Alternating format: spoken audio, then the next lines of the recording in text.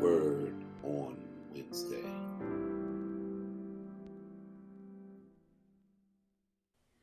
Good evening, everyone. I hope that you are having a wonderful day, and I know you may, if you're with me, I know you probably have been looking for me on Facebook, but we're on YouTube. So I just pray that you have found me this evening, and I want you to subscribe to the Village YouTube page. I need you to subscribe. So I'm going to put this up here so you'll see it, and hopefully you will catch on and you will share this video with some friends. But I definitely need for you to subscribe to the Village DC, the Village Church DC on YouTube. It's free. That means every time we come home on, you'll be alerted, and you'll be able to watch us and get this wonderful information. So listen, I want you to try to figure out how do you invite some people or take this video and post it on your Facebook page so people can follow us. And I'm going to give you a little time to do that. And that's the Village Church DC on YouTube. You can, I need you to subscribe to our YouTube page. You can also subscribe to my personal one if you so desire. But I really want you to go to the church's YouTube page. That's going to be important for me for you to do. So, yeah. And of course, we are making our way. You can also make comments on YouTube as well at the bottom of the YouTube page. It has a way you can chat and send me chat, so you can certainly do that. And any questions you may have, you can certainly give them to me, or any comments. I would love for you to give comments, and just share with us your thoughts, what you're thinking. You don't have to agree with me. You can be disagreeable if you want, or just have a difference of an opinion about what you're thinking. And I'll certainly be happy to see. Pay, good to see you. Good to see you. That's my wonderful sister, Pay. And I'm glad to see you. And so take an opportunity to try to invite some folks on. And I'll be honest with you, we've had some issues with Facebook, and I've kind of been booted off. So it doesn't make any sense. I don't know necessarily why. They did tell me, sent me something I posted 4 years ago, but even what I posted, in my estimation, is not something that's should worthy of being booted off. I'm in what you call it, Facebook prison, I guess. Look, we're going to Ruth tonight, so we're going to work through it, and some really good information and in Ruth, and certainly this is not, we're not talking about Black mental health. I forgot to change that. There's so many things that need to be changing. A lot of times I don't get a chance to change them, and so but you're with me tonight, so that's an important thing I want you to know. So if you have your Bibles, it's important that you turn to Esther chapter 4, and that's Esther chapter 4. Yeah, chapter 4. We're gonna look at verses 1. Yeah, so you can go there with me. And I'm reading from the Good News translation of the Bible. So that's what I'm dealing with. So you can definitely go there with me. So we're going to pray, and then we're going to get started. And I pray that people are finding out where we are so they can join us. All right? So they can join us. Yeah. So give me a second here.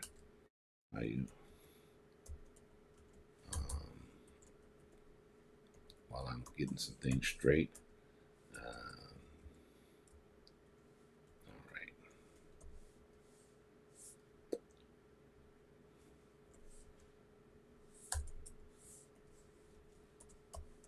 All right, so let's pray. God, we thank you for this time you've given us to be together tonight. I pray that whatever we share in terms of this study will be helpful for those who are listening, those who are live with us, and those who may listen later on as we study the book of Esther and learn from her and the other characters like Mordecai and Vashti, Haman, King Xerxes, the eunuchs, and all the persons that are in these stories, how we can learn not only just to survive in difficult situations, but also how we can, in a way, thrive and find ways to cope better, to be more successful.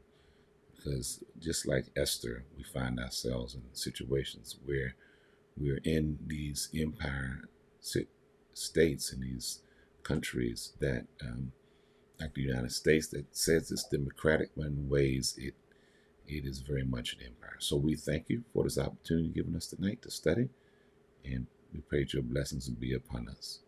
Amen. Good to see you, Elder Jackie, and hope that many of you are catching up with us. I know it's tough for you, some of you navigating how to be on YouTube and all of that, but hopefully our followers will catch up with us. Now tonight, I'm so excited about Esther, and if I want to just hang just a simple sort of tag on this lesson tonight, and it simply is moving beyond loss to positive action, moving beyond loss to positive action, moving beyond loss to positive action. So I'll read a little bit of this text, so we'll make sure that we're all familiar. But I won't read all of it because it's a long text of 17 verses. So I will just read some of it, and then I'll refer back to it as we go through the study. So I'm looking at verses 1, and I'm going to read down verses 4 or 5. So it says, when Mordecai learned all that had been done, he tore his clothes in anguish, and then he dressed in sackcloth, covered his head with ashes, and walked through the city wailing loudly and bitterly until he came to the entrance of the palace. He did not go in because no one wearing sackcloth was allowed inside. Throughout all the provinces, wherever the king's proclamation was made known, there was loud mourning among the Jews. They fasted, kept and wept, wailed, and most of them put on sackcloth and lay in ashes. Now, verse number 4 says, when Esther's servant women and eunuchs told her what Mordecai was doing, she was deeply disturbed. She sent Mordecai some clothes to put on instead of the sackcloth, but he would not accept them. Verse 5, then she called Tait, one of the palace eunuchs appointed as her servant by the king, and told him to go to Mordecai and find out what was happening and why. So we just stop there for a moment. One of the things is Mordecai and many of the Jews, when they heard about this news, about this proclamation that they were going to be exterminated, their response probably wouldn't be like any of ours if we heard some news, some bad news, whether it was news about a loved one dying or the possibility that a lot of us were going to be killed. Sometimes your first response is to definitely be in mourning, to be in grief, because something is about to happen. Of course, their grief followed a tradition of wailing and mourning, and of course sackcloth was because that was one of the ways in which they appealed to God for help and for mercy by these acts that they were doing. They were wailing. They started to fast, and then a lot of them, the text says, they not only Mordecai wore sackcloth and ashes, but it says many of the Jews also put on sackcloth and ashes. They fasted, they wept, and they wailed. We think about somebody weeping, they're crying, but when they're wailing, there's a sound. It's a sound that you sense their sense of distress. Something is going on. And it also said most of them put on sackcloth and then they lay in the ashes. You can imagine that. If you ever seen ashes, and it makes you look very grayish looking, very dull. It's not very happy looking scene. And so this is their response to what they heard when this proclamation it was about them being exterminated. And their grief took over. There was a sense of tremendous loss that they were going to suffer because of this unjust and inhumane proclamation. And when we get to Mordecai, of course, he's tearing his clothes off and he's put on his ashes. He's doing all of these things, and then he goes up to the palace gate, and we got to think about, why is he going there? He's in distress, of course. He's got on sackcloth and ashes, and he knows what the law is. And some would suggest, if you read this text, he knew Esther was in the palace, and perhaps that's why he was going there to appeal to her for her help to do something. Perhaps he was trying to draw attention to the plight of the Jews from the people inside the palace, the king and his king's servants and other kinds of officials that live within the palace gates. And this is how he sort of dealt with it. And the rest of the Jews, they were sort of in this state of weeping and mourning. And as we notice, this is what they were doing. This was the extent of how they handled this news. They sort of went into this deep grief and this mourning, and it's not to blame them, because it it would probably be a natural reaction for all of us to when something happens. At times we fall into a state of sort of depression. When something bad happens, you're like, wow, I know I've done it. Like, man, why is this happening to me? And not thinking about, anything else. It's like, man, sometimes you can go so deep down that you definitely need someone to help you to come up. But let's look at verse 4 and look at Esther's actions in terms of all of that is happening around her.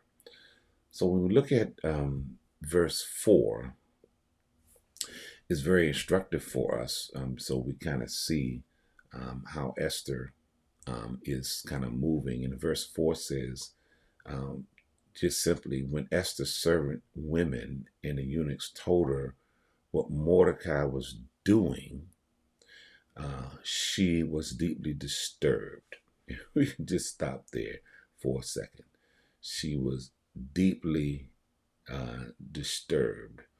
And then, she went to Mordecai. She sent Mordecai some clothes to put on instead of the sackcloth, but he would not accept them. So she was deeply disturbed.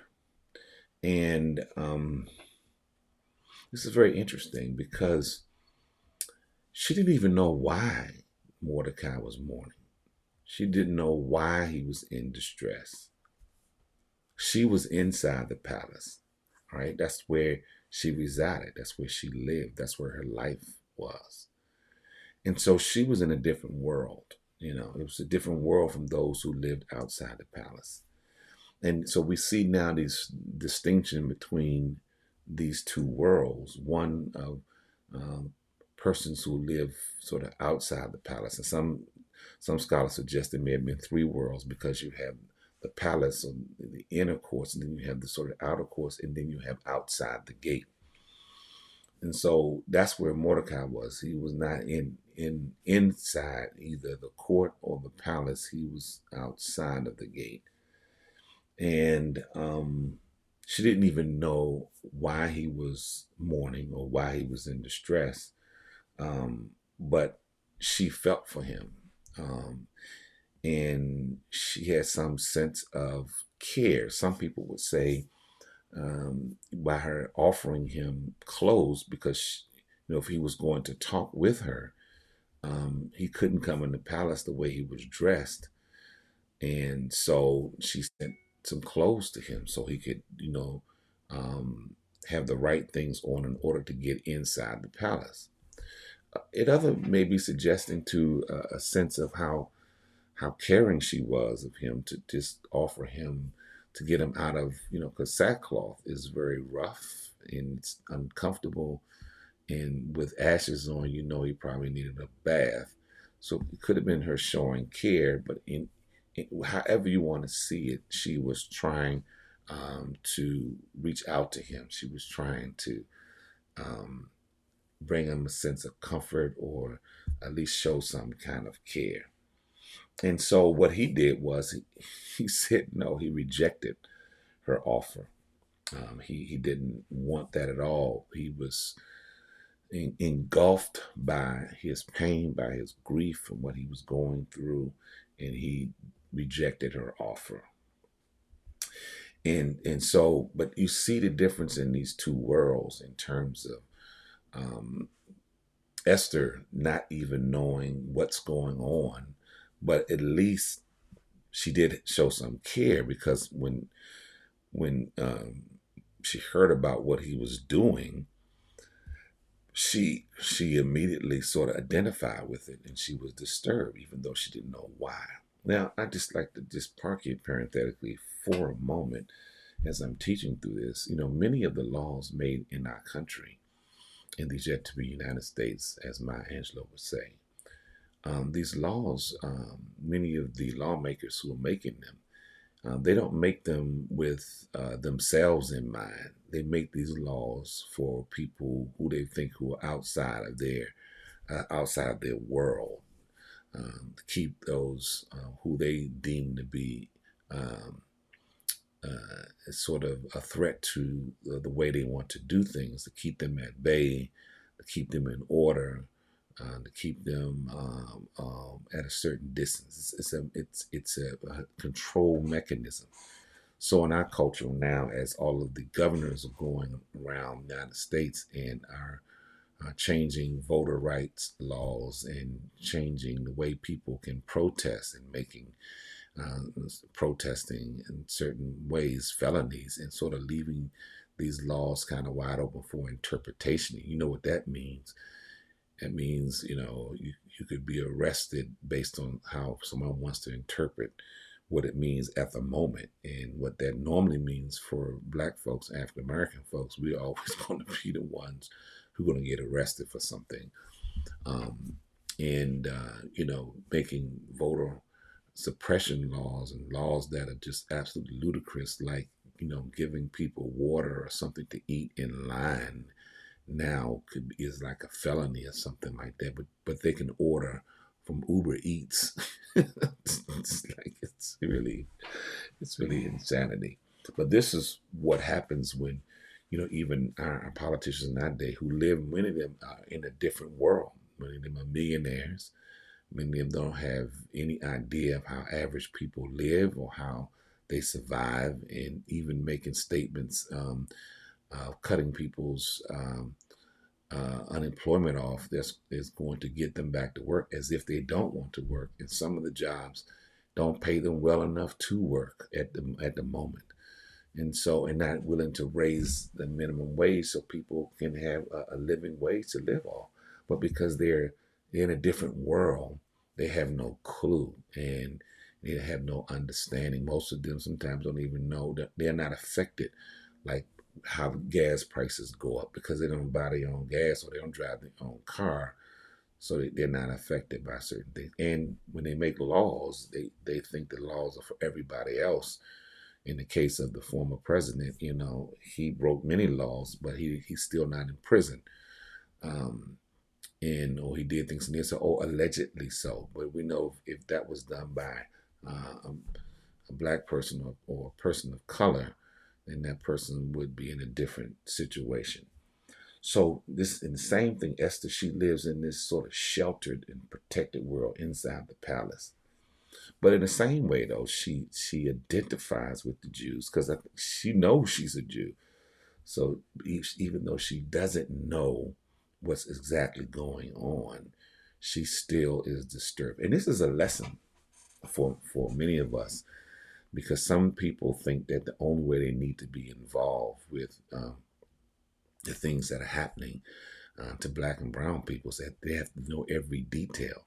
But when you know people are struggling and suffering, like the Palestinians, you may not know the whole story, but you know something is wrong when a building is being bombed and there are children and families inside that building.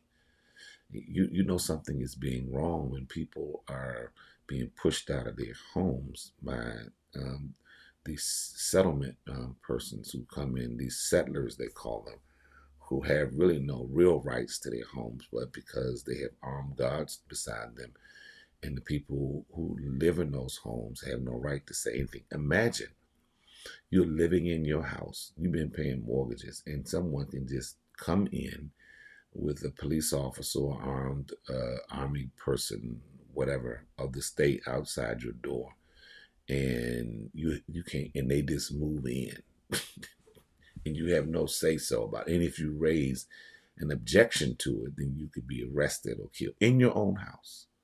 Well, that's what's happening now, or been happening for the longest time in Palestine. It's what's called the settlements. So it's not any way anti-Semitic. It's about justice for all people, whether you're a Jew or Gentile, whether you're black or white or Asian or whatever, Aboriginal. It's about justice and right and goodness for everyone.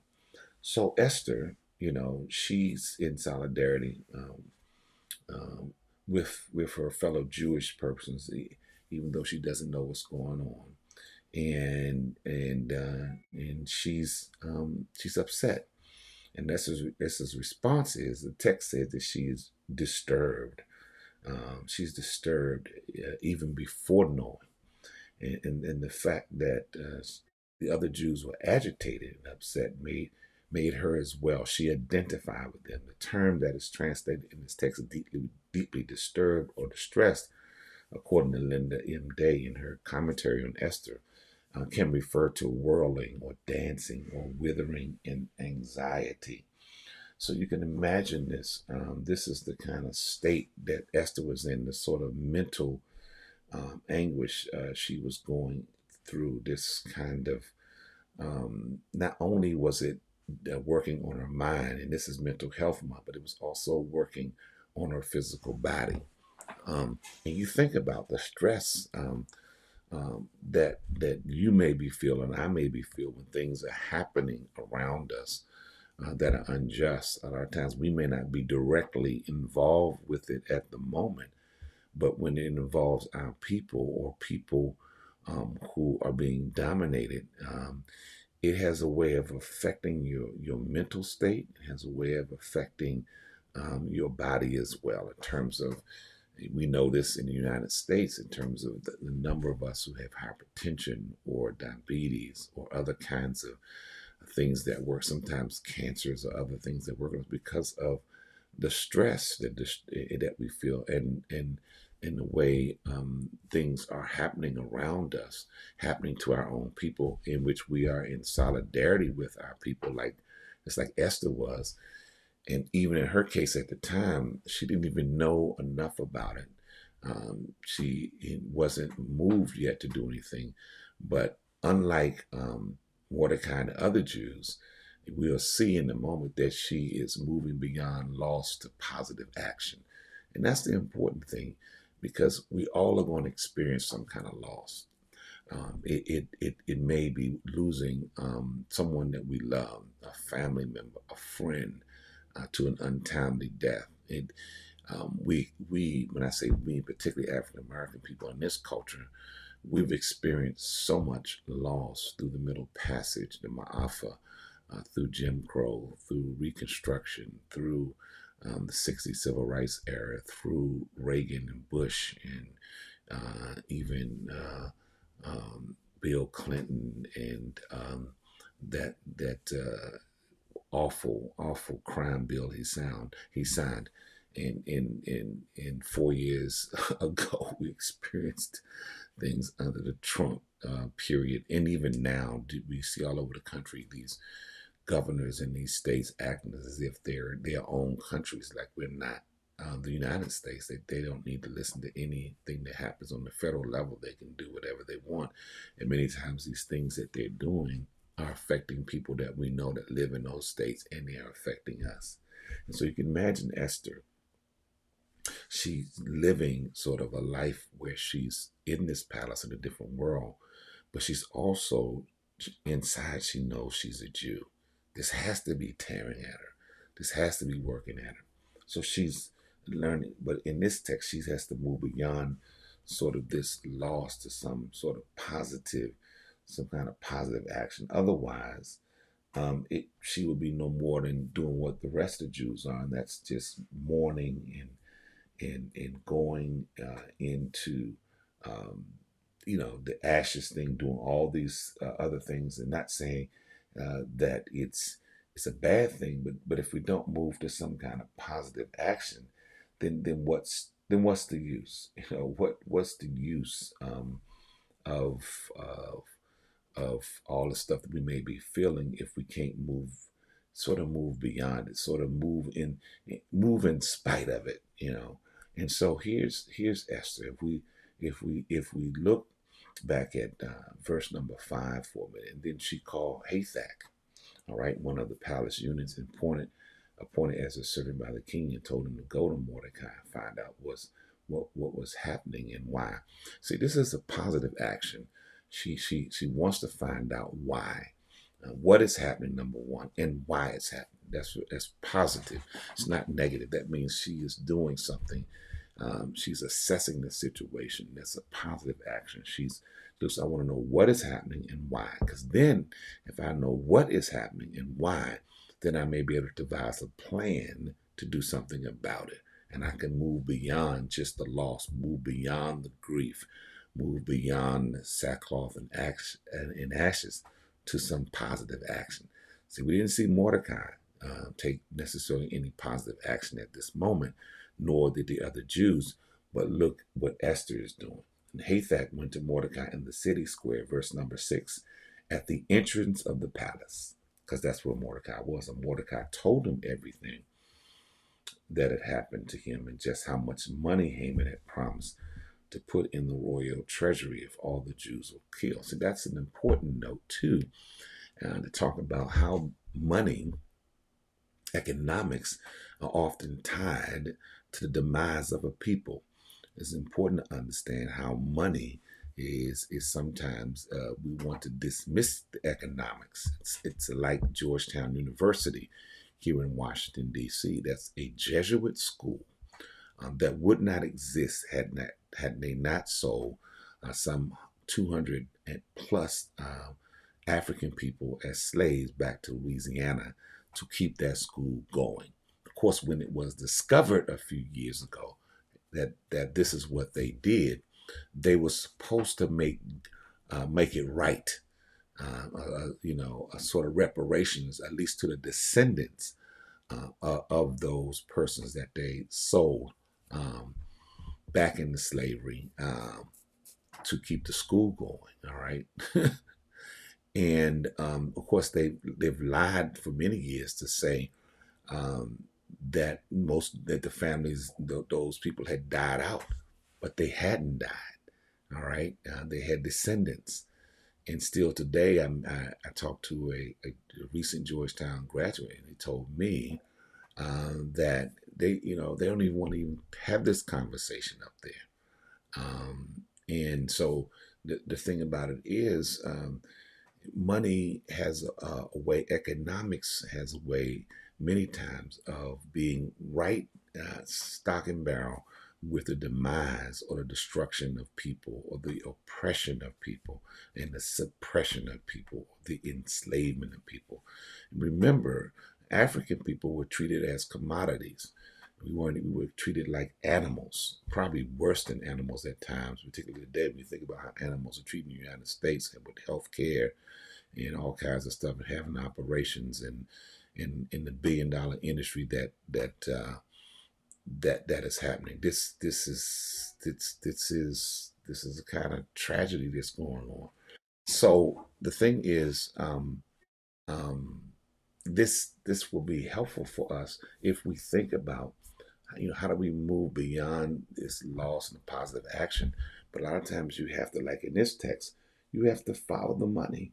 Haman in verse 7 says he promised to put money in the treasury if all the Jews were killed. This was a promise, and he gave Tait um, a copy of the proclamation that had been issued to Susa, ordering the destruction of the Jews. And Mordecai asked him to take it to Esther and explain the situation to her, and have her go and plead with the king and beg him to have mercy on her people. So he was reminding her of who she was. He said, her people, plead with the king and beg him to have mercy on her people. Now, think about this. Many of these Jews were out in the streets. They were mourning. They had on sackcloth and ashes. So they weren't hiding. They weren't not trying to be in secret. They were out in the open. There was no secret who they were. And I guess, and it's sometimes when you get to a point where the things are happening, and that your people and your life is on the line, then you are more willing to take action. Like last summer, when many African Americans, along with other persons, European Americans, who went to the streets all over this country, all over the world, and to sort of give the message that Black Lives Matter, based on what had been happening historically with police brutality and other kinds of situations in this country. And you saw, even in the midst of COVID, a pandemic, people were willing to die. Some of them did, because they believed that justice needed to happen. And this is what we see, even in this text, what's going on. So Esther, just because she lacked knowledge of the situation, it didn't stop her from being involved. It didn't stop her from taking positive action. She wanted to gather some information. She wanted to understand what was going on. Um, and when she did find out, I mean, we see what she did. Now, when you get down to verses number 16, Mordecai, of course, he went through sort of telling Esther in his way of sort of seems to be threatening, but I think he's, maybe hyperbole he's speaking here, but he's reminding her, because she said, look, I just can't go to the king because, unless he summons me, because if you do, you can be killed. I mean, and he reminds her, well, if you don't go, you're not only putting the people at jeopardy, your own Jewish people, but you're putting your family's lineage and yourself in jeopardy as well. I don't think you're going to be spared. And so in verse 16, this is the positive action that Esther took. She says, go, she tells Mordecai this, and get all the Jews in Susa together, all right? Get them together so we can be unified, hold a fast, and pray for me. Pray for me. And don't eat or drink anything for 3 nights and 3 days. So this is positive action. She says, look, we need to be together. We need to make sure that we formulate this village. We make sure that we are organized together. And we need to hold a fast. We need to pray, and pray for me specifically. Don't eat or drink anything for 3 days and 3 nights. And my servant, and she says, not only that, but my servant women and I will be doing the same. And this is positive action, because she's enlisting help. She's saying, we need to do this together. I need the community, but I also need you to pray for me.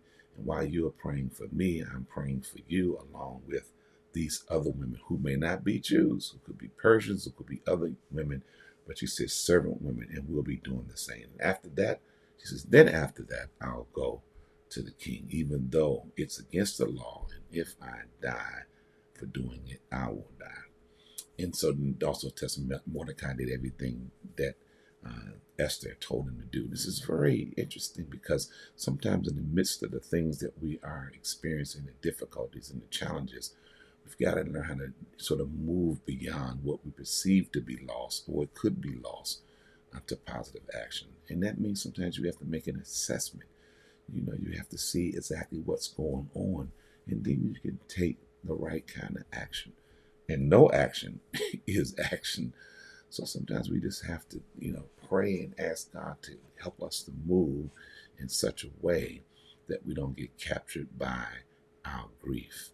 And so um, I want you to think about that, and also think about as we're dealing with, mental health month, in terms of how you can really sort of work on keeping yourself sane and learn to move beyond just the loss and into positive action, so you don't get stuck just living in grief or living in mourning, or become so cynical, or so just so cynical that you don't do anything. And believe you, and I'm say this in closing, if you fall in deep depression, there's nothing wrong with going to a therapist. There's nothing wrong with getting some professional help.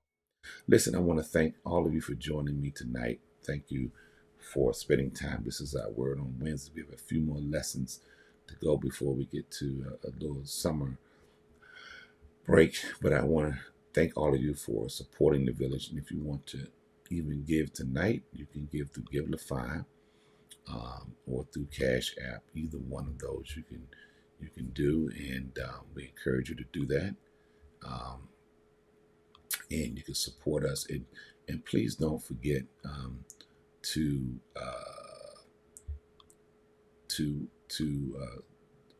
subscribe, because that's so very important that you subscribe to our YouTube page. Um, so so that you can always be the first to know when we're coming on and what we're doing. And so I ask you to subscribe to the Village Church DC on YouTube. It's absolutely free. They just use the word subscribe so you can follow us, and we can follow you and alert you to what's going on. So thank you again, um, and thank you for all that you're doing. And Bob, thank you for joining us. And you came in on our Bible study tonight, and hopefully I'll get to answer some of your questions offline. So let me just pray. And don't forget, if you want to make a contribution, you can give any amount of money. It could be $5, it could be 10, anything to support our ministry. And this Friday night, we'll be doing a peace walk up in Benning Terrace in Washington, D.C., 4625 G Street. We'll park on the parking lot, and we'll go over to the circle and do a peace walk there at 6:30 on this coming Friday. And then on Saturday, we will be back in Benning Terrace at 1 o'clock. Washington Interfaith Network, we're there helping to organize with the residents there about housing, about staying in DC, and taking control of their situation in terms of the way they are living in the possibilities of something better in DC, not away. All right, so let's pray. God, thank you for this time we've had together. I pray, God, that each person that has been a part of this Bible study tonight has been enriched. I pray that you would bless our church and the things that we endeavor to do at the village. And I just pray, God, for the things that are happening in our community. And God, I just pray tonight for people in India who are overwhelmed by the coronavirus. And we also pray for the Palestinians and the Israeli people, God, that peace will prevail. And we pray for this country, God, that the myth of white supremacy and oppressive and racist oppression will be dismantled forever. And that we as a people, whatever hue we are, whatever ethnic group we belong to, or religion that we practice, that we can live in harmony and in peace. This is my prayer in your Son's name, Jesus the Christ. Amen. Look, have a wonderful and blessed evening.